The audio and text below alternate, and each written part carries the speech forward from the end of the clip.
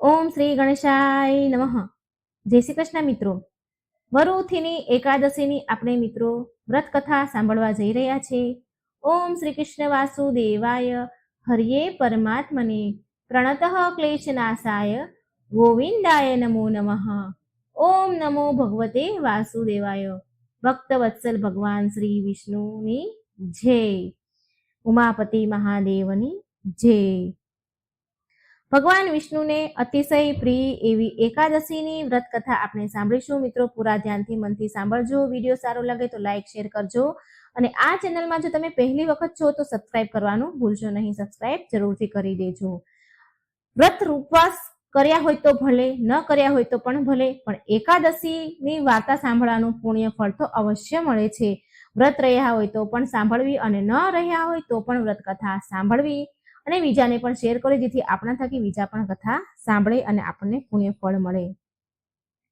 યુધિષ્ઠિર રાજા પૂછે છે, હે વાસુદેવના પુત્ર શ્રી કૃષ્ણ, તમને નમસ્કાર કરીને પૂછું છું કે વૈશાખ મહિનામાં કૃષ્ણ પક્ષને વિશે કયા નામની એકાદશી થાય છે તે મને કહો, તેનું મહાત્મય મને કહો.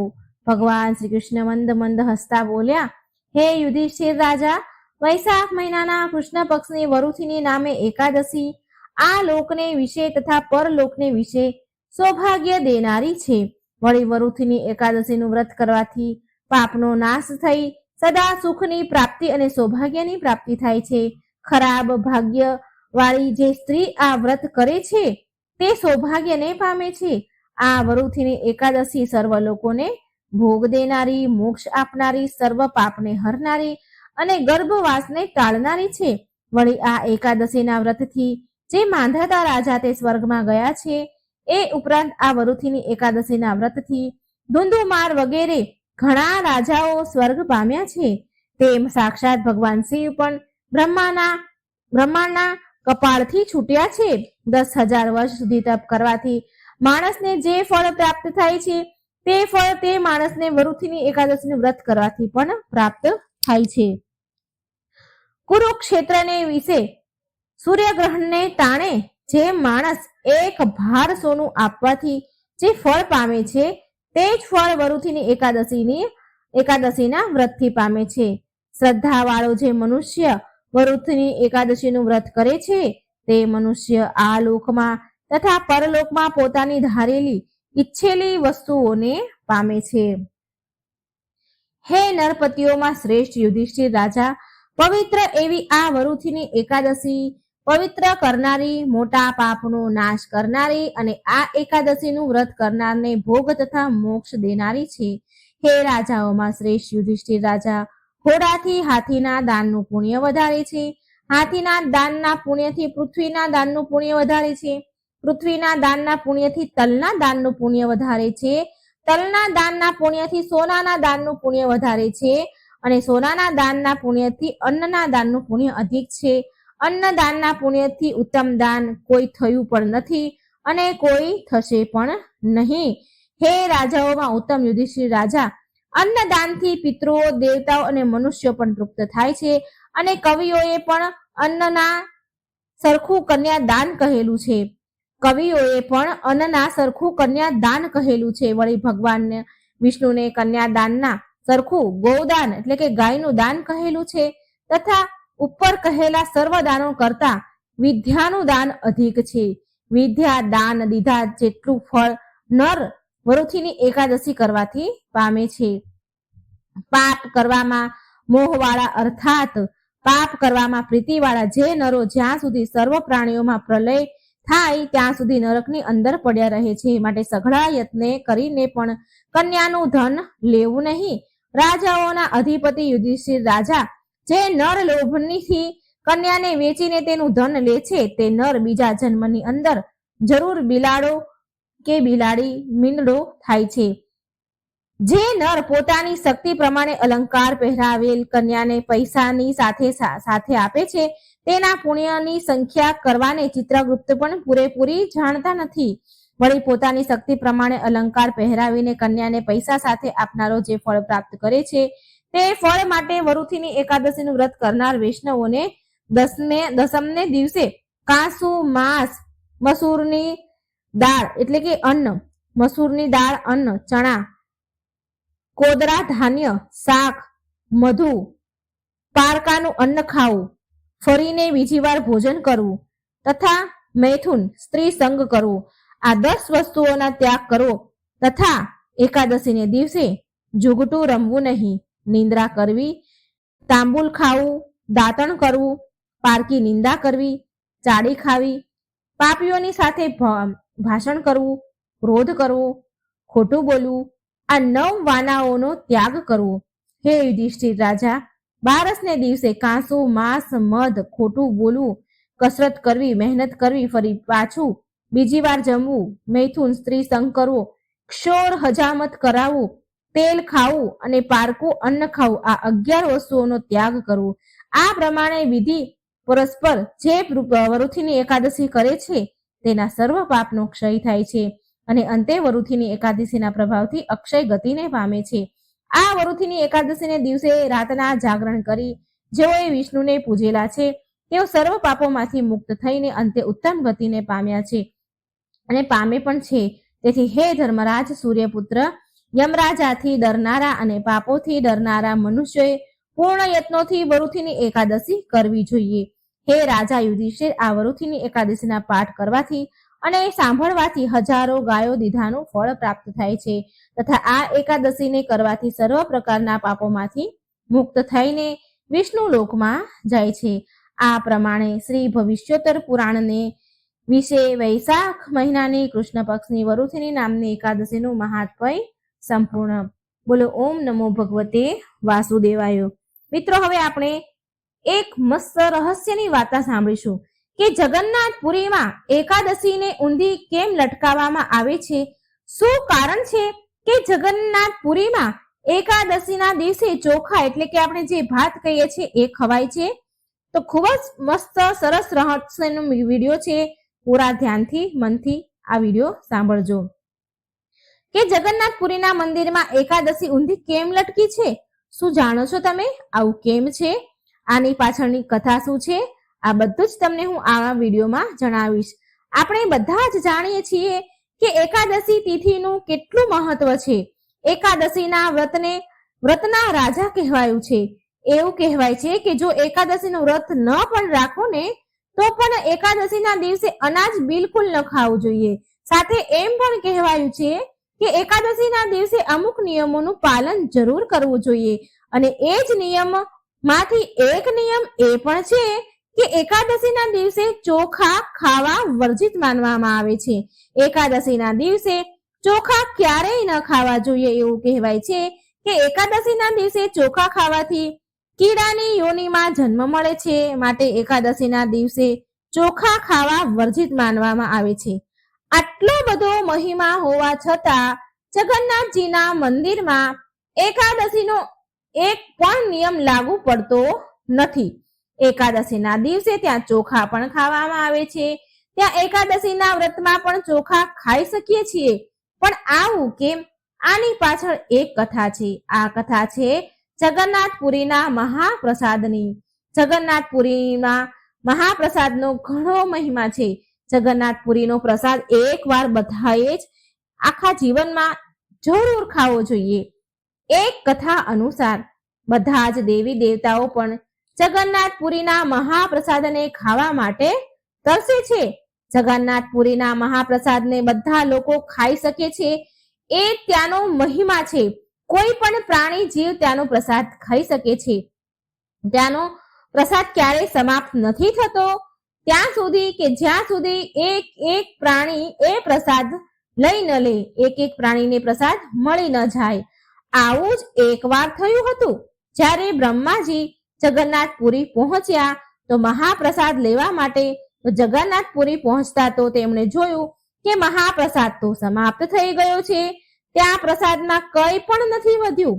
માત્ર એક પતરાળીમાં ચોખાના થોડાક એવા દાણા છે અને એને એક કૂતરું ચાટીને ખાઈ રહ્યું હતું. જ્યારે બ્રહ્માજીએ જોયું કે એક કૂતરું એને ચાટીને ખાઈ રહ્યું છે કે જે પતરાળીમાં ચોખાના અમુક 4-5 દાણા છે, અમુક ચોખાના દાણા પડ્યા હતા, તો બ્રહ્માજી જલ્દી ત્યાં પહોંચ્યા અને ત્યાં પહોંચીને એ કૂતરા પાસે બેસી ગયા અને તે પતરાળીમાં જ ચોખાના જે દાણા હતા એને બ્રહ્માજી પણ ચાટી ચાટીને ખાવા લાગ્યા. સંયોગથી એ દિવસે એકાદશી હતી અને ત્યાં પહોંચીને એ કૂતરા સાથે બેસીને પાનની પતરાળીમાં ચોખાના દાણા હતા એ બ્રહ્માજી ખાઈ રહ્યા હતા.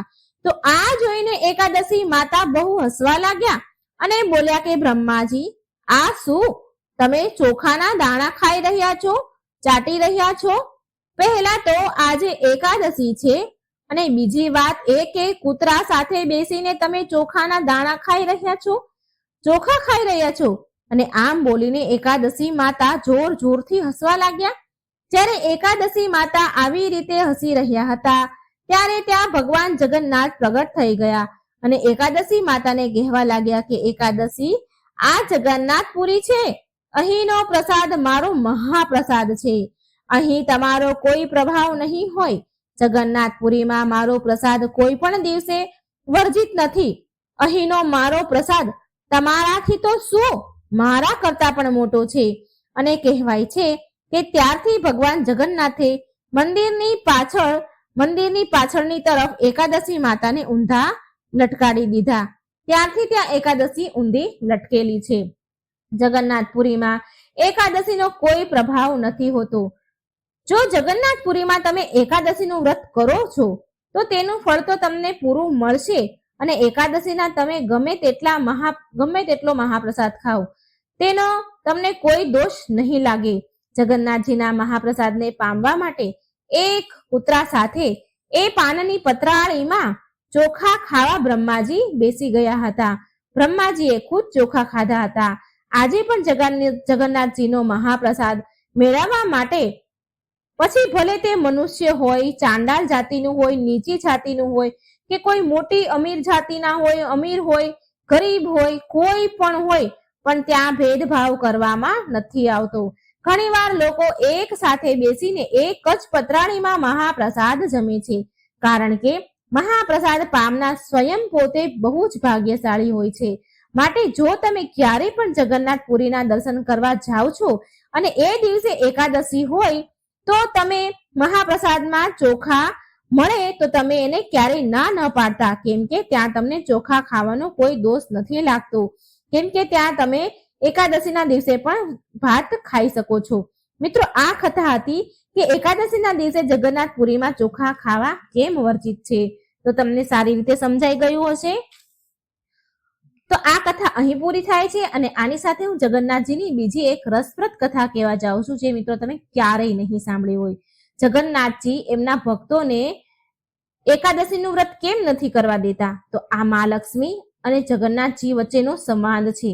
આ નિયમ માત્ર જગન્નાથપુરીમાં છે.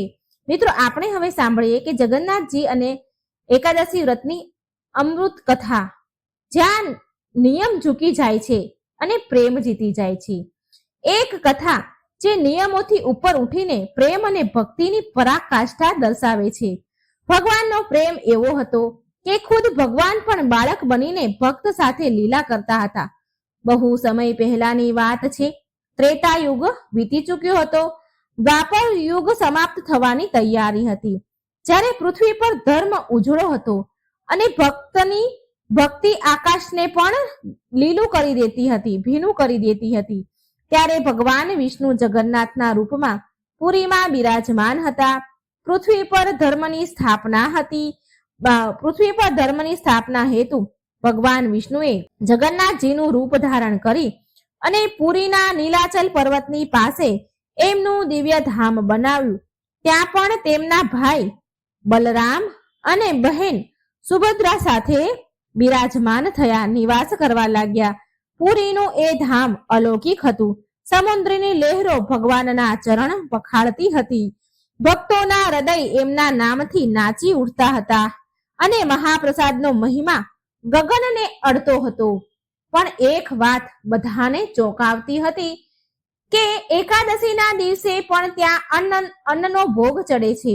જો કે સંપૂર્ણ ભારતમાં આ દિવસે વ્રત અને ઉપવાસનો હોય છે. પુરીનું એ સ્થાન અનુપમ હતું. ચારેય બાજુ ભક્તોની ભીડ, ભજન કીર્તનની મધુર ધ્વનિ અને ભગવાનનો મહિમા ગુણગાન થતા રહેતા હતા. પણ એક વાત હેરાન કરનારી હતી કે એકાદશીના દિવસે ભગવાનને અનાજનો ભોગ લગાવવામાં આવતો હતો અને મહાપ્રસાદનું વિતરણ કરવામાં આવતું હતું. જો કે પૂરા ભારતમાં અન્નગ્રહણ એકાદશીના દિવસે નથી કરવામાં આવતું, પણ પુરીમાં આ પરંપરા બિલકુલ વિરુદ્ધ છે. આ વાત ધીરે ધીરે દેવલોક સુધી પહોંચી અને આ સાંભળીને કેટલાય ઋષિ મુનિ સંત મહાત્મા અને સ્વયં સ્વર્ગના દેવી દેવતા પણ આશ્ચર્ય પામ્યા અને દેવી લક્ષ્મી સ્વયં પણ આ રહસ્ય ભગવાન પાસે જાણવાની ઈચ્છા રાખતા હતા. સ્વયં મહાલક્ષ્મી આ રહસ્યને ભગવાન જગન્નાથના મુખેથી જાણવા માંગતા હતા. આ જાણવાની જિજ્ઞાસા લઈને દેવી લક્ષ્મીજી જગન્નાથજી સામે પ્રગટ થયા. જ્યારે લક્ષ્મીજીએ પ્રભુને આ પ્રશ્ન પૂછ્યો ત્યારે ત્યાં એ સમયે સ્વયં આરતીની વેળા હતી. એ સમય આરતીનો હતો. શંખની ધ્વનિ ગુંજી રહી હતી. દીવાની જ્યોતિથી મંદિર શોભા આપી રહ્યું હતું, ઝળહળી રહ્યું હતું.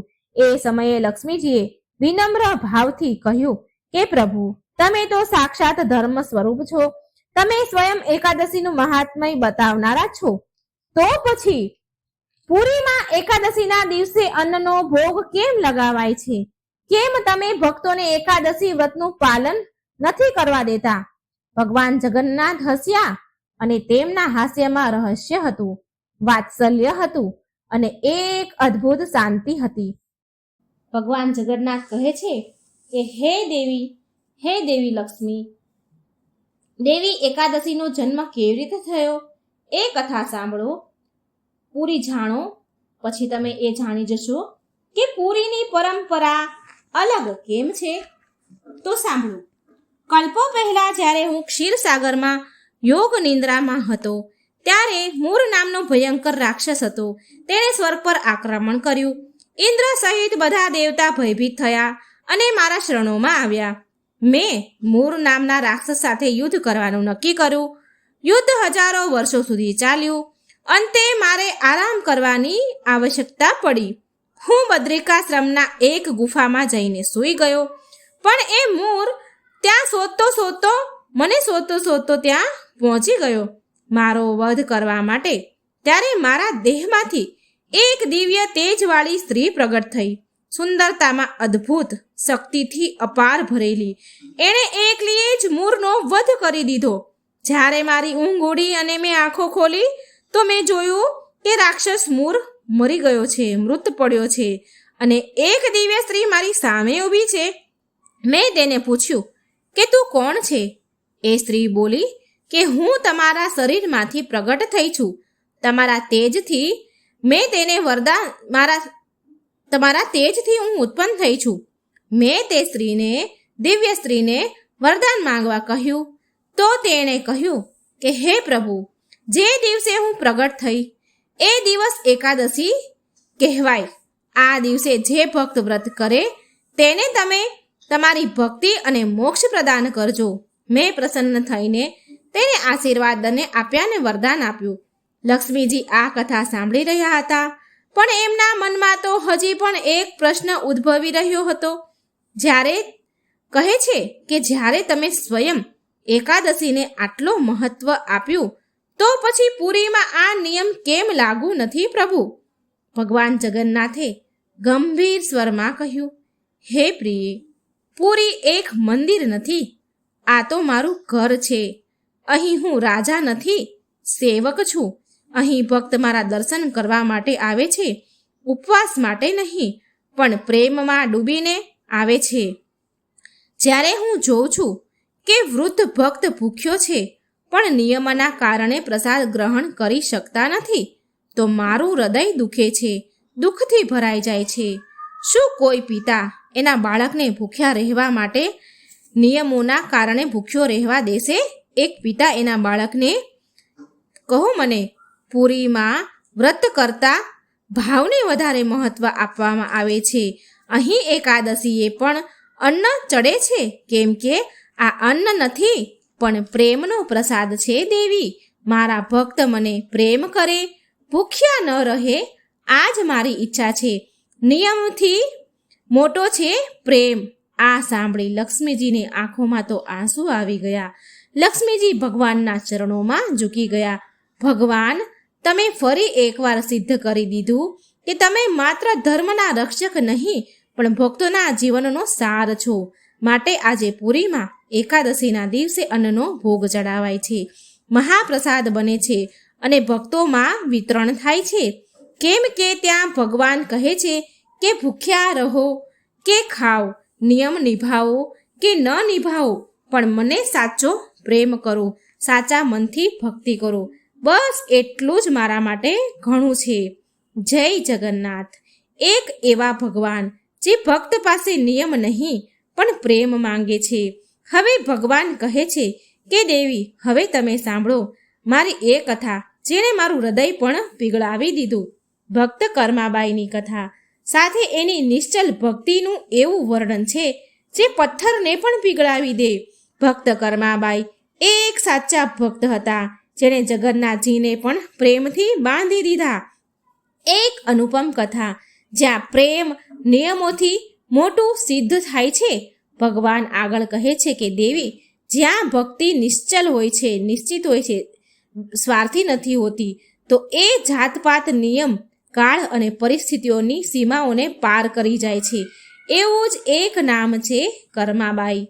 કર્માબાઈનું નામ જ્યારે પણ લેવાય છે તો ભક્તોના આંખમાં આંસુ આવી જાય છે, કારણ કે તે એક બાળકી નહીં પણ ભક્તિનું સાક્ષાત સ્વરૂપ હતા, જેણે તેને તેના પ્રેમથી ભગવાનને વિવશ કરી દીધા કે ભગવાન સ્વયં પધાર્યા અને એમનું અન્ન ગ્રહણ કર્યું, એની ખીચડી જમ્યા. ભક્તો, રાજસ્થાનના નાના એવા એક રોહિણી ગામ છે. એ ગામમાં એક નિર્ધન બ્રાહ્મણના પરિવારમાં કન્યા જન્મી. તેનું નામ કર્મા રાખવામાં આવ્યું. બાળપણથી જ તેનામાં એક ઊંડી સાત્વિકતા હતી, સેવા ભાવ અને ભક્તિનું બીજ હતું. બાળપણમાં જ તેના માતા પિતાનું અવસાન થઈ ગયું હતું. હવે કર્મા એકલી રહેતી હતી પણ ક્યારેય ઉદાસ થતી નહીં. કર્માએ બાળપણમાંથી જ તેમના ઈષ્ટ ભગવાન જગન્નાથ વિષ્ણુનું જ જે સ્વરૂપ છે તેમને પોતાનું સર્વસ્વ માની લીધું હતું. કર્મા કહેતી હતી કે ભગવાન જગન્નાથજી જ મારા પિતા છે, એ જ મારી માતા છે, એ જ મારા અન્નદાતા છે, એ જ મારા સખા છે, એ જ મારા સ્વામી છે. હું એમના માટે જીવું છું, એમના માટે જ રસોઈ બનાવું છું અને એમના માટે જ શ્વાસ લઉં છું. કર્માનું જીવન એક નિયમથી બંધાયેલું હતું. સવારે બ્રહ્મ મુહૂર્તમાં ઉઠવું, સ્નાન કરવું, તુલસીને જળ ચડાવવું અને પછી પોતાના હાથોથી જગન્નાથજી માટે રસોઈ બનાવી. કર્મા ભોજન ભગવાનને પ્રેમથી પીરસતા હતા અને ત્યાં સુધી ન ખાય જ્યાં સુધી ભગવાન જમી ન લે. હવે તમે જ એ વિચારશો કે એક ગરીબ નિર્ધન બાળકી જેની પાસે મૂર્તિ કે ફોટો કંઈ જ ન હતું તો એ ભગવાનને કેવી રીતે જમાડતા હતા? તો તમને જણાવી દઉં કે કર્માબાઈ મનથી ભોગ લગાવતા હતા. કર્માબાઈ રસોડામાં એક પાટલા ઉપર ભોજન પીરસતા હતા અને ત્યાં ફૂલ રાખતા અને દીવો પ્રગટાવતા હતા અને પછી કહેતા કે જગન્નાથજી આવો, ખીચડી ઠંડી થઈ રહી છે, જમવા આવો. એકવાર તો એકાદશીનો દિવસ આવ્યો. ગામના પૂજારીઓએ જોયું કે કર્મા રસોઈની તૈયારી કરી રહી છે તો તેમણે કહ્યું કે અરે મૂર્ખ કન્યા, શું તને નથી ખબર કે આજે એકાદશી છે? આજે અન્ન નથી પકાવવામાં આવતું અને ના અન્નનો ભોગ ચડાવાય છે. તો કર્માએ હાથ જોડીને કહ્યું, તો મારા પ્રભુ શું આજે ભૂખ્યા રહેશે? પ્રભુ તો રોજ મારા ઘરે આવે છે અને ખીચડી ખાય છે. શું પ્રભુને ખવડાવ્યા વિના રહું હું? ભૂખ્યા રાખું એમને હું? પૂજારીઓએ તો કર્માબાઈને બરાબર ખખડાવ્યા, બરાબર ખીજાયા, ગુસ્સો કર્યો. કર્માબાઈ ડરી ગયા અને મન વ્યાકુળ થઈ ગયું. કર્માબાઈ બોલ્યા, હે પ્રભુ, જો આજે મેં જમવાનું ન બનાવ્યું તો તમે ભૂખ્યા રહી જશો અને જો મેં જમવાનું બનાવ્યું તો લોકો કહેશે કે મેં નિયમ તોડ્યો. તો હું શું કરું ભગવાન? તમે જ કહો, તમે જ આનો નિર્ણય કરો. અંતે પ્રેમે ભયને જીતી લીધો. કર્માબાઈએ ખીચડી બનાવી. ખીચડીમાં કોઈ સ્વાદ, ઘી, મસાલા હતા નહીં, પણ તેમાં અપાર પ્રેમ અને ભક્તિ હતી. કર્મા બોલી, પ્રભુ આજે ખીચડી ચડાવવા દીધી નથી, માટે મેં મારા આંસુઓથી મીઠું બનાવ્યું છે, મીઠું બનાવીને નાખ્યું છે. મારી ભક્તિ સ્વીકાર કરો. કર્માએ જેવી થાળી પીરસી અને પ્રભુને બોલાવ્યા તો એક દિવ્ય પ્રકાશ ફેલાયો અને સાક્ષાત ભગવાન જગન્નાથ પોતે પ્રગટ થયા. એ વાદળી રંગના દિવ્ય પુરુષ પીતાંબર ધારણ કરેલ હસતા હસતા બોલ્યા, કર્મા, આજે તે સિદ્ધ કરી દીધું કે પ્રેમ વ્રત કરતા મોટું છે. પ્રેમ મોટું છે. તારી ખીચડીમાં એ સ્વાદ છે જે સ્વર્ગમાં પણ મને નહીં મળે. હું આજથી આ પ્રસાદને કર્માની ખીચડીના રૂપમાં સ્વીકાર કરું છું. કર્માબાઈની ખીચડી અને ભક્તિની ગાથા પુરીના શ્રી મંદિર સુધી પહોંચી. ત્યાંના સેવક અને પૂજારી તો ચોંકી ગયા આ વાત સાંભળી. પૂજારી અને સેવકોએ ભગવાનના દર્શન કરતા જોયું કે ભગવાનની મૂર્તિ હતી ત્યાં એના હોઠ ઉપર ખીચડીના દાણા લાગ્યા હતા.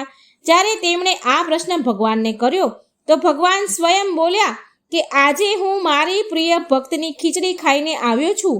કર્માબાઈએ મને બોલાવ્યો હતો. કર્માબાઈએ સાબિત કરી દીધું કે ભગવાન વૈભવ નહીં પણ ભાવ જોવે છે. ભગવાનને રથયાત્રા નહીં પણ પવિત્ર આત્માની યાત્રા જોઈએ છીએ. અને સૌથી ઉપર પ્રેમ અને ભક્તિ સામે કોઈ નિયમ ટકતો નથી. આજે પણ જ્યારે જગન્નાથપુરીમાં મંદિરમાં જ્યારે ખીચડી બને છે તો એને કર્મા ખીચડી કહેવામાં આવે છે. શ્રદ્ધાથી રાજસ્થાન અને ભારતના ઘણા ભાગમાં સવારની પહેલી રસોઈ ભગવાનને સમર્પિત કરવાની પરંપરાને કર્મા ખીચડીથી જોડાવામાં આવે છે. જય હો ભક્ત કર્માબાઈની. જય શ્રી જગન્નાથ. બોલો પ્રેમથી ભક્ત વત્સલ ભગવાન શ્રી હરિની જય.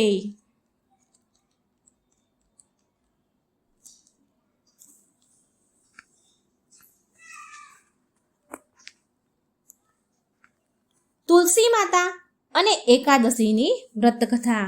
જય શ્રી હરિ ભગવાન વિષ્ણુ. ઓમ નમઃ શિવાય. આજે મિત્રો આપણે સાંભળીશું એકાદશી અને તુલસી માતાની કથા. જો તમે મારી ચેનલમાં નવા હોય તો સબસ્ક્રાઈબ જરૂર કરી દેજો. એક ગામમાં એક ડોશીમાં તેના દીકરા સાથે પૌત્ર પૌત્રી અને વહુ સાથે રહેતા હતા. ડોશીમાનું નામ સુખવતી હતું. તેનો પરિવાર રાજી ખુશીથી રહેતો હતો કેમ કે ડોશીમાં બહુ નિયમ કર્મવાળા હતા અને એ હંમેશા એકાદશીનું વ્રત રાખતા હતા અને તુલસીજીનું નિત્ય પૂજન કરતા હતા. તો એ રોજ તળાવે જતા, સ્નાન કરે અને તુલસીજીની પૂજા કરે. તુલસીજીને સિંચતા અને તુલસીજીને દીવો પણ કરતા, તુલસીજીની આરતી કરતા. આવી રીતે ડોશીમાના દિવસો વીતી રહ્યા હતા. સુખવતી ડોશીમાની જે સખીઓ હતી, જો કે એની ઉંમરની હતી, તે સાથે બેસીને કથા વાર્તા કહેતા અને જ્ઞાનનો વધારો કરતા. એક દિવસની વાત છે. સુખી ડોશીમા હતા, જે સુખવતી ડોશીમા હતા, જેને બધા સુખિયા કહીને બોલાવતા હતા. તો એ ડોશીમા એની બધી સહેલીઓ સાથે બેઠા હતા. એના ઉંમરની એકબીજા સાથે વાતચીત કરી રહ્યા હતા. લગભગ 7-8 ડોશીઓ હશે. બધા ડોશીમા સાથે વાતો કરી રહ્યા હતા. તેમાંથી એક ડોશીમા બોલ્યા કે હે સુખવતી, અમે વિચાર કરી રહ્યા છીએ કે દ્વારકાધીશ જઈએ. દ્વારકાધીશના દર્શન કરવા આપણે દ્વારિકા જઈએ. દ્વારકાધીશની જાત્રા કરવાનું ઘણું મન થયું છે. તો ત્યાં જેટલા પણ ડોશીમા હતા, 6-7-8 જે પણ, એ બધા કહેવા લાગ્યા, આ તો બહુ સારી વાત છે. આપણે આપણા જીવનમાં દ્વારકાધીશના દર્શન કરવા જ જોઈએ. માટે એમણે કહ્યું કે હવે બીજી વાર આપણે દ્વારકાધીશ જરૂર જઈશું. આપણે નક્કી કરીએ. તો બધા સુખવતી ડોશીમાને કહેવા લાગ્યા, એ સુખિયા કાકી, શું તમે પણ દ્વારકાધીશના દર્શન કરવા આવશો તીર્થયાત્રા માટે? કારણ કે એ 7-8 સ્ત્રી હતી. એમાંથી અમુક તો નાની ઉંમરની સ્ત્રીઓ હતી જે આ સુખિયા ડોશીમાને કાકી કહીને બોલાવતી હતી. તો ડોશીમાનું તો બહુ મન હતું દ્વારકાધીશની યાત્રા કરવા જવાનું, દ્વારકાધીશના દર્શન કરવા માટેનું. ડોશીમા કહે છે કે હું પહેલાં મારા દીકરાને પૂછી લઉં અને પછી તમને હું જવાબ આપીશ. ડોશીમા ઘરે આવ્યા. ડોશીમાનો જે દીકરો હતો તે નોકરીએ ગયો હતો. સાંજે જ્યારે તે ઘરે આવ્યો તો ડોશીમાના પુત્ર પૌત્ર હતા. એ ડોશીમા માટે જમવાનું લઈને ગયા. તો ડોશીમાએ જમવાની ના કહી દીધી કે મારે આજે જમવાનું મારું મન નથી. આ બાજુ જ્યારે ડોશીમાનો દીકરો જમવા બેઠો તો તેણે એની પત્નીને કહ્યું, શું માએ જમી લીધું? ત્યારે એની પત્ની બોલી, જો તમારી માએ આજે જમવાનું નથી જમ્યા, પાછું મોકલાવી દીધું છે. તમારી માતા કહે છે મારી ખાવાની ઈચ્છા નથી. આ સાંભળી ડોસીમાનો દીકરો, જેનું નામ મુરલી હતું, એ તેની માતા પાસે ગયો અને પૂછ્યું કે માં, શું વાત છે? આજે તમે જમવાનું કેમ નથી જમી રહ્યા? ત્યારે ડોસીમા બોલ્યા, બેટા, આજે મારું મન નથી. ત્યારે દીકરો બોલ્યો, શું માં, તમારી ક્યાંક તબિયત તો ખરાબ નથી ને? જો કોઈ વાત છે, મુશ્કેલી છે, તકલીફ છે, મને કહો, હું તમને વૈદ પાસે લઈ જાઉં. ત્યારે ડોસીમા બોલ્યા, મારે કોઈ તકલીફ નથી બેટા, બસ મારું મન દ્વારકાધીશના દર્શન કરવાનું થયું છે, દ્વારકાની યાત્રા કરવાનું થયું છે. ત્યારે તેનો દીકરો બોલ્યો, માં, મન ખોલીને કહો, વાત શું છે? ત્યારે ડોસીમા કહે છે, જે ડોસીઓ સાથે સાંજે જે વાત થઈ હતી એ બધી જ વાત દિલ ખોલીને એના દીકરાને કહી. તો તેનો દીકરો જે મુરલી છે એને બધું કહ્યું કે 8-10 સખીઓ દ્વારકાધીશની યાત્રા કરવા જઈ રહી છે અને મારું પણ બહુ મન છે કે હું પણ દ્વારકાધીશની યાત્રા કરવા જાઉં. આટલી વાત સાંભળીને દીકરો બોલ્યો, માં, કંઈ જ વાંધો નહીં, આમાં શું મોટી વાત છે આટલો બધો વિચાર કરવાનો? હું તમારા યાત્રાનો પ્રબંધ કરી દઉં છું, તમે યાત્રા કરવા જાઓ. ડોસીમાં તો આમ સાંભળીને બહુ ખુશ થયા અને એ તેમના દ્વારકાધીશનું ધ્યાન કરવા લાગ્યા. પછી પાછા ડોસીમાં બોલ્યા કે બેટા, હજી એક ચિંતા છે મારી. દીકરો કહે છે, માં, શું વાત છે? માં બોલ્યા, બેટા, જો હું દ્વારકાધીશની યાત્રા કરવા જઈશ તો કમસે કમ 4-5 દિવસ તો લાગી જ જવાના. એટલા દિવસ તો થશે જ. એટલે મારા જે આંગણામાં તુલસી મેં મૂક્યા છે એને કોણ પાણી આપશે? તેની પૂજા પાઠ કોણ કરશે? કોણ એની આરતી ઉતારશે? ત્યારે એનો દીકરો મુરલી બોલ્યો, માં, ચિંતા ના કર, આ બધું હું તારી વહુને કહી દઉં છું, એ બધું કરી લેશે. એને હું બધું જ કહી દઈશ. તમારી તુલસીમાની પૂજા પણ એ કરી લેશે. હવે ડોસીમાં તો નિશ્ચિત થઈ ગયા. એમને શાંતિ થઈ અને કહેવા લાગ્યા, ઠીક છે બેટા. બીજા દિવસે સવારે ડોસીમાં દ્વારકા જવાની તૈયારી કરવા લાગ્યા. ડોસીમાનો દીકરો એની પત્નીને બોલાવે છે અને કહે છે, સાંભળ ભાગ્યવાન, મારી માં.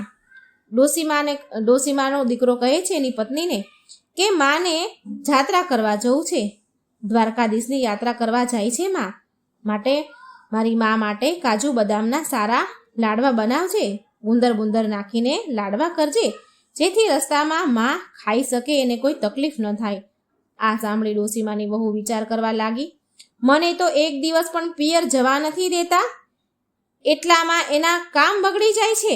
અને હવે જો ડોસી પોતે આરામથી 4-5 દિવસની યાત્રા માટે જઈ રહ્યા છે. ચાલો, યાત્રા માટે જાય છે તો જાય છે, એ તો ઠીક છે. હવે તેની પૂજા પાઠનું કામ પણ મને સોંપી દીધું, મને સોંપીને જઈ રહ્યા છે. વહુ તો ઘણી બડબડી મનમાં ને મનમાં, પણ એ ડોસી સામે કંઈ બોલી શકે નહીં, એના પતિ સામે કંઈ બોલી શકે નહીં. તેના મનમાં ને મનમાં એક એણે ષડયંત્ર રચ્યું. તેણે તેના પતિને તો કહી દીધું કે હું ગુંદર કાજુ બદામના લાડવા બનાવી દઈશ અને ડબ્બામાં ભરીને માજીને આપી દઈશ.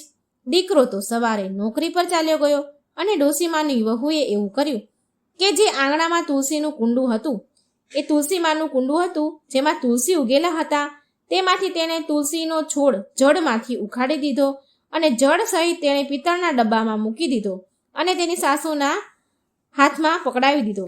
સાસુના થેલામાં મૂકીને બોલી કે લો માજી, આમાં ગુંદર કાજુ બદામના લાડવા છે, બનાવ્યા છે, તમે રસ્તામાં ખાતા જજો. ડોસીમાં એના દીકરા વહુને આશીર્વાદ આપે છે, ખૂબ આશીર્વાદ આપે છે. યાત્રા કરવા માટે ચાલતા જવાની તૈયારી કરે છે. તો તેના વહુને દીકરાને કહે છે કે તુલસીજીનું ધ્યાન રાખજે. વહુ બોલી, ઠીક છે માજી, તમે ચિંતા ન કરો. ડોસીમાએ તો આશીર્વાદનો વરસાદ વરસાવ્યો. વહુએ તો મને કાજુ બદામના લાડવા બનાવીને આપ્યા. દૂધે નાઓ, પૂતો ફલો, લાખોમાં બેસો, કરોડોમાં ઉઠો, દિન દુગની રાત ચોગની તરક્કી કરો. માજીના મુખથી તો ખુશી આશીર્વાદ નીકળી રહ્યા છે. સૌભાગ્યવતી રહો, મારા દીકરાને સારું કામ થાય. આમ અનેક આશીર્વાદ આપતા તેમની સખીઓ સાથે ચાલતા થયા. હવે બધી ડોસીઓ દ્વારકાધીશની પગપાળા યાત્રા કરી રહી છે. ચાલતા ચાલતા જાય છે અને સાંજ પડી. સાંજનો સમય થયો એટલે થાકી ગયા, એટલે એક છાંયો શોધ્યો. થાકી ગયા ત્યારે છાંયે બેસીને વિશ્રામ કરવા લાગ્યા અને એમના ખાવા પીવાનો જે સામાન હતો લાવ્યા હતા તે નીકાળીને ખાવા લાગ્યા. ત્યારે સુખવતી ડોસીમાએ ડબ્બો ખોલ્યો તો એમાં ઘીના લથપથ કાજુ બદામના લાડવા મૂકેલા હતા. ડોસીમાએ અડધા લાડવા ખાધા અને અડધા તેની સખીઓમાં વેચી દીધા અને ભગવાનને ભોગ પણ મનમાં ને મનમાં લગાવી દીધો. હવે બધી સખીઓ કહેવા લાગી, અરે સુખિયા, અરે સુખવતી, તારી વહુ તો કેટલી સારી છે, તારું કેટલું ધ્યાન રાખે છે. તારી વહુએ તારી માટે ઘીના લાડવા કાજુ બદામ નાખીને બનાવી દીધા. અને એક જો અમારી વહુ, જેણે મને તેલના પરોઠા બનાવીને દીધા. તો બીજી ડોસી બોલી, અરે મારી વહુએ તો સૂકી રોટલી આપી છે મને. તો ત્રીજી ડોસી બોલી, અરે મારી વહુએ તો જો મરચુંને રોટલો આપ્યો છે. ચોથી ડોસી બોલી, મારી વહુએ તો અથાણુંને રોટલો આપ્યો છે. અરે સુખવતી, તું તો બહુ ભાગ્યશાળી છો, જે તને આવી સારી દીકરો અને વહુ મળ્યા છે. હવે તો સુખવતી ડોસીમાં મનમાં ને મનમાં વહુ ને દીકરાને 100 આશીર્વાદ આપી રહ્યા છે. કેમ કે આજે એમના મનમાં ગર્વ મહેસૂસ થઈ રહ્યો હતો કે એના દીકરા અને વહુએ એને કેટલી એની ચિંતા છે, અને એને વહુ પર બહુ પ્રેમ આવ્યો અને ખૂબ આશીર્વાદ આપી રહ્યા હતા. અને ભગવાન દ્વારકાધીશના ગુણગાન ગાઈ રહ્યા હતા, તુલસીમાને યાદ કરી રહ્યા હતા. ચાલતા ચાલતા એ બધી સખીઓ દ્વારિકા પહોંચી. દ્વારકા પહોંચે છે તો સાંજનો સમય થઈ રહ્યો હતો. સાંજનો સમય હોવાના કારણે ત્યાં બહુ જ લાંબી ભીડ હતી, લાઈનો હતી, બહુ ભીડ હતી દર્શન માટે. તો ડોસીમાં મનમાં ને મનમાં વિચાર કરવા લાગ્યા, આંખ બંધ કરીને, કે હે પ્રભુ, આટલી બધી ભીડ છે, જો મને તમારા દર્શન ન થયા અને પટ્ટ બંધ થઈ ગયા તો મારું અહીં આવવાનું બેકાર થઈ જશે. માંડ તો હું અહીં આવી છું. ત્યારે મનમાં દ્વારકાધીશને યાદ કરે છે. મનમાં ને મનમાં પ્રાર્થના કરી રહ્યા હતા, હે પ્રભુ, એકવાર જીવનમાં મને દર્શન આપી દો. હું બહુ દૂરથી તમારા દર્શને આવી છું, પગપાળા આવી છું. હે પ્રભુ, હું તમારા દર્શનની તરસી છું. હવે ડોસીમાની આંખ ખુલી તો એમણે જોયું તો ચમત્કાર થઈ ગયો. એ તો લાઈનમાં પહેલા સૌથી છેલ્લે હતા, પણ જેવી આંખ ખોલી તો સૌથી પહેલા ઊભા છે અને સામે દ્વારકાધીશ દેખાઈ રહ્યા છે. દ્વારકાધીશના દર્શન થઈ રહ્યા છે. ડોસીમાના ખુશીનું ઠેકાણું ન રહ્યું. એ તો ઘડીક હેરાન રહી ગયા કે એ તો લાઈનમાં સૌથી પાછળ હતા અને હવે તો સૌથી આગળ આવી ગયા છે. પૂજારીજી બધાને પ્રસાદ ચડાવી રહ્યા હતા. હવે ડોસીમાએ એનો ડબ્બો ખોલીને જોયું તો એમાં એક લાડવો અને એક તુલસીપત્ર હતું. હવે ડોસીમાએ એક લાડવો અને તુલસીપત્ર દ્વારકાધીશને ચડાવવા માટે પૂજારીને આપી દીધું. પછી મનમાં ડોસીમાં વિચાર કરવા લાગ્યા કે હે પ્રભુ, અહીં તો એકથી એક અમીર શેઠ આવેલા છે, મોંઘી મીઠાઈઓ લાવ્યા છે, પણ મારી મીઠાઈનો ક્યાં નંબર આવશે અને દ્વારકાધીશ મારી મીઠાઈનો ભોગ ખાશે. હવે એ મનમાં ને મનમાં ભગવાનને યાદ કરી રહ્યા હતા કે દ્વારકાધીશ મારા લાડુનો ભોગ સ્વીકાર કરો અને મને જ્ઞાન કરો, ધન્ય કરો. હવે ડોસીમાએ આંખો ખોલી તો એની આંખો આશ્ચર્યથી ભરાઈ ગઈ. કેમ કે દ્વારકાધીશના હાથમાં જે લાડવો હતો એ જ લાડવો હતો જે ડોસીમાએ ભોગ લગાવવા માટે પૂજારીજીને આપ્યો હતો, અને એ જ તુલસીપત્ર હતું જે ઠાકોરજીના હાથમાં હતું. આ જોઈ સુખિયા ડોસી તો બહુ ખુશ થઈ ગયા, ગદગદ થઈ ગયા. આંખમાં એને આંસુ આવી ગયા કે પ્રભુએ મારો ભોગ સ્વીકાર કરી લીધો. ત્યારે જે દ્વારકાધીશના જે પૂજારી હતા તે બધાને પ્રસાદ આપી રહ્યા હતા, તો તેમણે ડોસીમાને પણ પ્રસાદ આપ્યો. ડોસીમાએ એ પ્રસાદ એના પાલવમાં બાંધી લીધો અને હાથ જોડીને પગે લાગ્યા. પછી પ્રસાદ લઈને વિચારવા લાગ્યા કે આ પ્રસાદ હું ઘરે જઈને જ ખાઈશ, મારા વહુ દીકરા પૌત્ર પૌત્રી સાથે આ પ્રસાદ ખાઈશ, કારણ કે આ દ્વારકાધીશનો આશીર્વાદ છે. આમ વિચારીને તેણે પિત્તળના ડબ્બામાં એ પ્રસાદ મૂકી દીધો જે પૂજારીજીએ આપ્યો હતો. પછી એ પ્રસાદ લઈ મંદિરની બહાર આવી ગયા અને તેમની સખીઓની વાટ જોવા લાગ્યા. ઘણી વાર પછી એની સખીઓ આવી અને કહેવા લાગી, અરે બહુ ગભરામણ થવા લાગી, બહુ જ ભીડ હતી અંદર, તો અમને તો સરખી રીતે દર્શન પણ ન થયા. દ્વારકાધીશના મંદિરે આટલું ચાલીને આવ્યા પણ ધક્કા મૂકી થઈ પણ હરખા દર્શન ન થયા. કોઈ બોલ્યું કે અમને તો થોડા દર્શન થયા. બહુ ભીડ હતી. બધા એની પરેશાની સંભળાવી રહ્યા હતા. તો સખિયા ડોસીમાં ખૂબ મનમાં ખુશ થઈ રહ્યા હતા અને હસી રહ્યા હતા. એ ડોસીમાં કહેવા લાગ્યા કે મને તો દ્વારકાધીશના બહુ સારા દર્શન થયા, મારો તો ભગવાને પ્રસાદ પણ ગ્રહણ કર્યો. આવી રીતે બધી સખીઓ દ્વારકાધીશના યાત્રા કરી તેમના દર્શન ઘરે પાછી આવી. ઘરે પહોંચી તો સુખિયા ડોસીમાએ બહાર ઊભા દીકરાને અવાજ આપ્યો. તેનો દીકરો અંદરથી બહાર આવ્યો અને પગે લાગ્યો. દીકરાને ડોસીમાએ બહુ આશીર્વાદ આપ્યા કે જુગ જુગ જીવો મારા લાલ, મારી યાત્રા સફળ થઈ.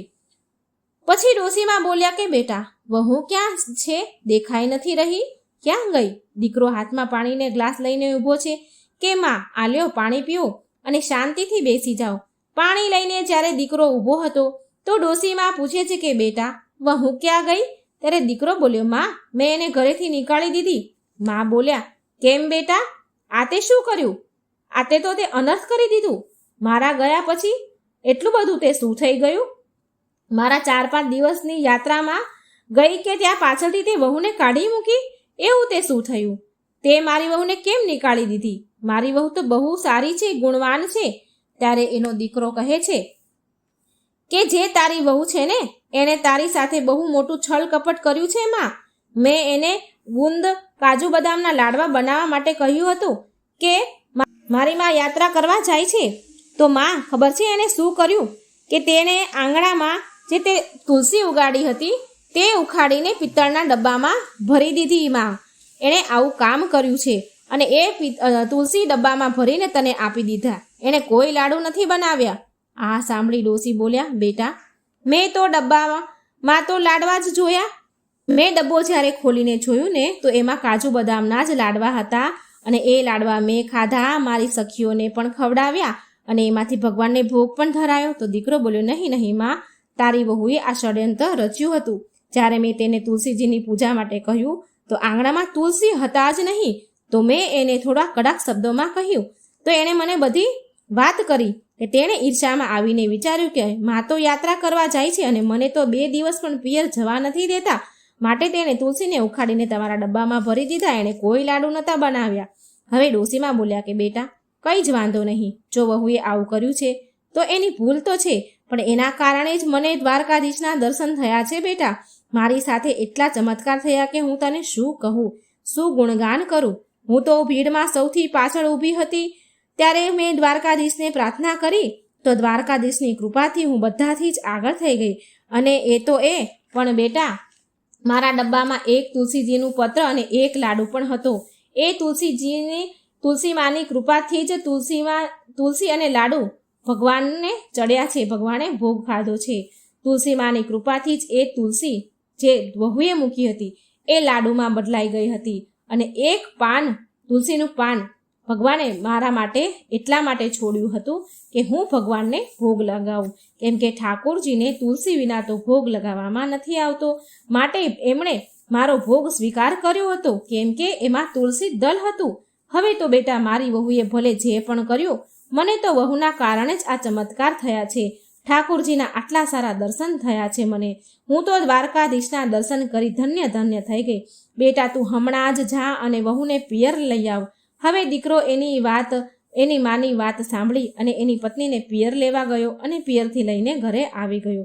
જ્યારે વહુ પિયરથી ઘરે આવી તો એની સાસુમાના પગમાં પડી અને માફી માંગવા લાગી. એટલે ડોશીમાં બોલ્યા અરે વહુ, મેં તો તને માફ કરી દીધું. મને તો તારા કારણે જ ભગવાનના દર્શન થયા છે. જો તું આમ ન કરત તો ખબર નહીં મને ભગવાનના દર્શન થાત કે નહીં. મેં તો તને માફ કરી દીધી, પણ હા જો તારે માફી જ માંગવી છે ને તો એકાદશી માં તુલસી માની અને ભગવાન ઠાકોરજીની માંગ. વહુએ તુલસી માની માફી માંગી અને પછી સાસુમાને યાદ આવ્યું કે અરે હું તો દ્વારકાધીશનો પ્રસાદ લઈને આવી છું. એટલામાં તેના પૌત્ર પૌત્રી રમતા રમતા આવ્યા અને બોલ્યા દાદીમાં તમે યાત્રા કરવા ગયા હતા, અમારી માટે શું લાવ્યા છો? દાદીમાં બોલ્યા બેટા હું દ્વારકાધીશનો પ્રસાદ લાવી છું, બધા થોડો થોડો વેચીને ખાઈશું. હવે જેવો ડોશીમાએ તે થેલીમાંથી પિત્તળનો ડબ્બો કાઢ્યો અને પ્રસાદ કાઢવા ગયા તો એમાં જો પ્રસાદનો લાડુ મૂક્યો હતો એ તો ડબ્બામાં હતો નહીં, પરંતુ પૂરો પિત્તળનો ડબ્બો હીરા મોતી સોના ચાંદીથી ભર્યો હતો. આ જોઈ બધાની આંખો ચમકી ગઈ. એ ડોશીમાં બોલ્યા બેટા મેં તો આમાં લાડવો મૂક્યો હતો, ખબર નહીં કે આમાં આટલો હીરા મોતી કેમ આવ્યા, ક્યાંથી ના આવ્યા. ત્યારે વહુ અને દીકરો કહે છે માં આ બધું એકાદશી માતાની, તુલસી માતાની ને ઠાકોરજીની કૃપા છે, એના કારણે જ થયું છે. માં તમારી ભક્તિ સાચી છે, તમારી પ્રભુ પરની શ્રદ્ધા સાચી છે, માટે ભગવાને તમારી એકાદશી અને તુલસી માતાની પૂજાનું ફળ આપ્યું છે. હવે તો વહુ દીકરો માના પગમાં પડી ગયા. માં બોલ્યા બેટા મને છોડી તુલસી માના પગમાં પડો. હવે તો વહુ અને દીકરો તુલસી માની માફી માંગે છે, ઠાકોરજીની પણ માફી માંગે છે કે અજાણતા જે અમારાથી ભૂલ થઈ ગઈ છે અમને માફ કરી દો. હવે તો વહુ દીકરો પણ એની માની જેમ એકાદશીનું વ્રત કરવા લાગ્યા અને તુલસીજીની સેવા કરવા લાગ્યા, પાણી અર્પણ કરવા લાગ્યા, પૂજા આરતી કરવા લાગ્યા. આવી રીતે એમનું ઘર ખુશીઓથી ભરાઈ ગયું. દિવસ એમના ખુશીથી વીતવા લાગ્યા. હવે ડોશીમા પાસે આટલું બધું ધન થઈ ગયું હતું માટે તે ગામમાં કેટલાય પુણ્યના કામ કરતા હતા. ગરીબની દીકરી હોય, જે ગરીબ હોય એની દીકરીના લગ્ન ન કરાવી શકતા હોય તો એના એ ડોશીમાં લગ્ન કરાવી દેતા હતા. જેવો પણ કોઈ ગામમાં ગરીબ મળે, ગરીબ વ્યક્તિ કે જે એના વિવાહ નથી કરાવી શકતા એના દીકરીના, એમાં એ ધન ખર્ચતા, એ કન્યાના વિવાહ કરાવી દેતા એ ડોશીમાં. ગામમાં કૂવા, તલાવડી બનાવવા, દવાખાના બનાવ્યા, સ્કૂલ બનાવી, ધર્મશાળા બનાવી. આ બધા પૈસા દાનમાં બધા પૈસા વાપર્યા. જેટલું ધન એ દાનમાં વાપરે એટલું બમણું એનાથી ધન એના ઘરમાં આવતું. ડોશીમાં જ્યાં સુધી જીવતા ત્યાં સુધી તેમણે તુલસીમાની પૂજા ન છોડી, જીવતા એકાદશી વ્રત ન છોડ્યા. હંમેશા એ એકાદશી વ્રત કરતા અને તુલસીજીને સિંચતા હતા.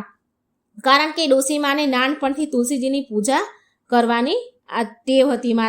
હંમેશા તુલસીજીની પૂજા એ કરતા હતા અને મર્યા બાદ પણ તુલસીમાં અને એકાદશી માની કૃપાથી, ઠાકોરજીની કૃપાથી તેમને મોક્ષની પ્રાપ્તિ થઈ ગઈ. વહુ અને દીકરો પણ સારું જીવન જીવવા લાગ્યા, ખૂબ શાંતિથી જીવવા લાગ્યા. હે તુલસી માતા, હે એકાદશી માતા, હે દ્વારિકાધીશ, હે ભગવાન વિષ્ણુ, જેવા તમે ડોશીમા ઉપર કૃપા કરી એવી કૃપા આ કથા વાર્તા સાંભળે, હોકારો ભરે, કહે એ બધા ઉપર તમારી કૃપા દ્રષ્ટિ વરસાવજો. બોલો તુલસી માતાની જય, બોલો એકાદશી માતાની જય, બોલો વિષ્ણુ ભગવાનની જય, લક્ષ્મી માની જય. મિત્રો, વિડીયો સારો લાગે તો લાઈક અને શેર કરવાનું ભૂલશો નહીં. ચેનલને સબસ્ક્રાઈબ જરૂર કરી દેજો.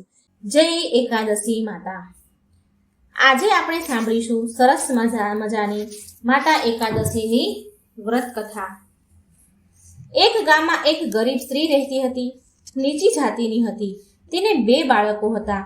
એ સ્ત્રી બહુ મુશ્કેલીથી તેના બાળકોનું ભરણ પોષણ કરતી હતી. તે સ્ત્રી રોજ નાના વાંસના ટોપલા અને સુપડાઓ વેચતી. એનાથી જે પણ પૈસા આવે એમાંથી એનું ઘર ચાલતું. તેના બાળકોને પાલન પોષણ તે કરતી. એક દિવસની વાત છે, જ્યારે સવારમાં વાંસની ટોપલીઓ અને સુપડા લઈને એ જઈ રહી હતી તો તેના કાનમાં 11 માતાની કથા સંભળાઈ અને તેને કથા બહુ સારી લાગી. તો એણે અમુક સ્ત્રીઓને જોઈ કે બહુ બધી સ્ત્રીઓ 11 માતાની પૂજા કરી રહી હતી તથા કથા સાંભળી રહી હતી. ત્યારે એ સ્ત્રીએ દૂરથી જ બેસીને હાથ જોડીને 11 માતાની કથા સાંભળી. જ્યારે 11 માતાની કથા અને પૂજા સમાપ્ત થઈ ત્યારે એ ગરીબ સ્ત્રી મનમાં 11 માતાને હાથ જોડીને પ્રાર્થના કરે છે કે હે માતા, હે 11 માતા, જો મારા સુપડા અને વાંસના ટોપલા વેચાઈ જશે તો હું પણ તમારું વ્રત બહુ પ્રેમથી ધામધૂમથી મારા ઘરમાં કરીશ. આટલી પ્રાર્થના કરી અને તે સ્ત્રી ત્યાંથી ચાલી નીકળી. ત્યારે એ જે પૂજા કરતી હતી 11ની એ સ્ત્રીઓ, એમાંથી એક સ્ત્રીએ બૂમ પાડી અને પ્રસાદ આપ્યો, બોલાવીને પ્રસાદ આપ્યો. અને તે ગરીબ સ્ત્રી જેવો તે પ્રસાદ ગ્રહણ કરે છે તેવી જ એ વ્રત કરનારી બધી સ્ત્રીઓ, આ બહેનો મળીને આના સુપડા અને ટોપલા જે પણ હતા એ બધા ખરીદી લે છે. હવે તો તે ગરીબ સ્ત્રી મનમાં સંકલ્પ જ કરે છે કે હું પણ 11 માતાનું વ્રત કરીશ. અને તરત જ એ વ્રત કરતી સ્ત્રીઓને પાસે જઈને કહે છે કે બહેન, શું તમે મને 11 માતાની વ્રત વિધિ કહેશો? બધી બહેનો મળીને બોલે છે કે હા, કેમ નહીં બતાવીએ. ત્યારે ગરીબ સ્ત્રી બોલી, સારું બહેનો, તો કાલે તમે બધી બહેનો મારા ઘરે આવી જજો અને મને 11 માતાની વ્રત વિધિ બતાવીને જતા રહેજો. એટલે તે બહેનો બોલી કે લો, આ કાગળમાં પૂજા સામગ્રી લિસ્ટ બનાવી દીધું છે. બધી જ સામગ્રી લઈને તમે ઘરે જાઓ. અમે બધા આગળની 11 આવશે ત્યારે તમારા ઘેર આવશું. ત્યાર પછી ઘરે 11 માતાની પૂજા વિધિ અને કથા સંભળાવીશું. જેવી સવાર થાય તો તે ગરીબ સ્ત્રી, ટોપલાવાળી ગરીબ સ્ત્રી તેના ઘરની સફાઈ કરે છે, સારી રીતે ઘર સાફ કરે છે અને બધી જ પૂજા સામગ્રી ભેગી કરી ત્યાં જ બેસીને વાટ જુએ છે કે આજે સ્ત્રીઓ બહેનો આવતી હશે અને 11 માતાની વ્રત વિધિ મને બતાવશે. પણ મિત્રો, આવું થયું નહીં. બધી સ્ત્રીઓ આ ગરીબ જે વ્રત કરતી હતી એ આ ગરીબના ઘરે ન આવી, કેમ કે આ નીચી જાતિની હતી, હલકી નાતની હતી. હવે આ ગરીબ સ્ત્રીની શ્રદ્ધા ભક્તિ જોઈને 11 માતાને દયા આવી છે. અગિયારસ માતા વૃદ્ધ ડોશીમાનું રૂપ ધારણ કરી તે ગરીબ સ્ત્રીના ઘરની બહાર આવીને પોકારે છે કે કોઈ ઘરમાં છે કે નહીં. એટલામાં તે ગરીબ સ્ત્રી બહાર આવી નીકળી અને વૃદ્ધ ડોશીમા પાસે ગઈ અને કહે છે કે માં, કહો હું તમારી શું મદદ કરી શકું છું. તે ગરીબ સ્ત્રીની વાત સાંભળી 11 રૂપી ડોશીમા કહે છે કે બેટા, હું મારા આવવાનું કારણ તને પછી કહીશ. મને પહેલા એમ કે તું આટલી ચિંતામાં અને દુઃખી કેમ છે? શું કારણ છે? તે ગરીબ સ્ત્રી બોલી.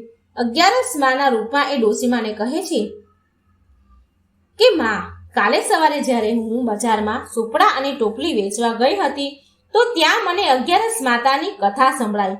કથા મને બહુ ગમી અને એનો પ્રસાદ ગ્રહણ મેં કર્યો તો પ્રસાદ ગ્રહણ કરતા જ સુપડા અને ટોપલા મારા બધા વેચાઈ ગયા અને ત્યારે મેં સંકલ્પ લીધો હતો કે હું 11 માતાની વ્રત જરૂર કરીશ. પણ મને 11 માતાનું વ્રત વિધિ ખબર નથી માં, મને નથી આવડતું.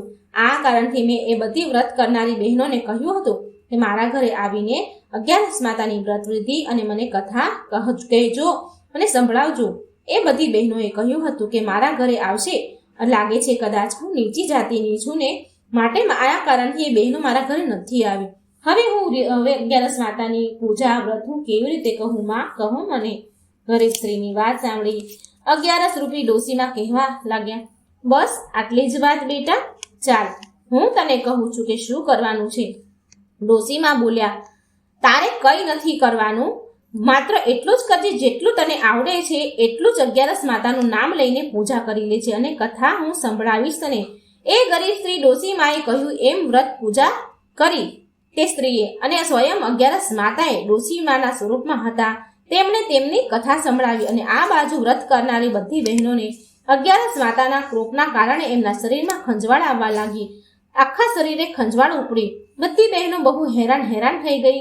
11 માતાના રૂપમાં એ ડોશીમાના રૂપમાં જે હતા એ બહેનોના ઘરની પાસે આવ્યા અને કહે છે કે કોઈ ઘરમાં છે. ત્યારે એ બહેનોમાંથી એક બહાર નીકળી અને બોલી. એક સ્ત્રી બહાર આવે છે અને હાથમાં જોડીને તે ડોશીમાને કહે છે કે હે માતા, હું તમારી શું મદદ કરું? હું તમારી શું સેવા કરી શકું? અત્યારે મને માફ કરજો. અત્યારે મારી તબિયત મને બહુ ખરાબ લાગે છે. અચાનક મને આ શું થઈ ગયું છે માં?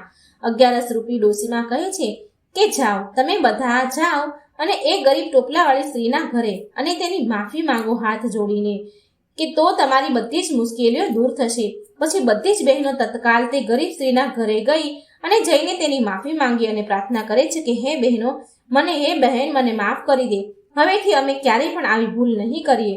અમીર હોય, ગરીબ હોય, ચમાર હોય, ચાહે કોઈ પણ જ્ઞાતિના કેમ ન હોય, જેના ઘરે પૂજા થતી હશે, 11 માતાનું વ્રત પૂજા થતું હશે, એના ઘરે અમે જરૂર જઈશું. અત્યારે અમને માફ કરી દે બહેન. તે ગરીબ સ્ત્રીએ બધાને માફ કરી દીધા અને બધી જ 11 દિવસે તે સ્ત્રી બધી ભેગી મળીને 11 માતાની પૂજા અને વ્રત કરવા લાગી. ફળ સ્વરૂપ તે ગરીબ સ્ત્રીના ઘરમાં અન્નધનના ભંડાર ભરાઈ ગયા. તે ગરીબ સ્ત્રીની ઝૂંપડી મહેલમાં બદલાઈ ગઈ. તે ગરીબ સ્ત્રી અને તેના બાળકો સુખી જીવન જીવવા લાગ્યા. અને પહેલી જે સ્ત્રી હતી જેને 11 માતાનો કોપ નીકળ્યો હતો એમને પણ સારું થઈ ગયું. તો પ્રેમથી બોલો બધા જ 11 માતાની જય. મિત્રો, જો આ 11 માતાનો વિડીયો તમને ગમે તો લાઈક કરજો, શેર કરજો, આ ચેનલને સબસ્ક્રાઈબ જરૂર કરજો. કમેન્ટ બોક્સમાં 11 માતાનું નામ પણ જરૂર લખજો. જય શ્રી કૃષ્ણ. રાધે રાધે. Thank you.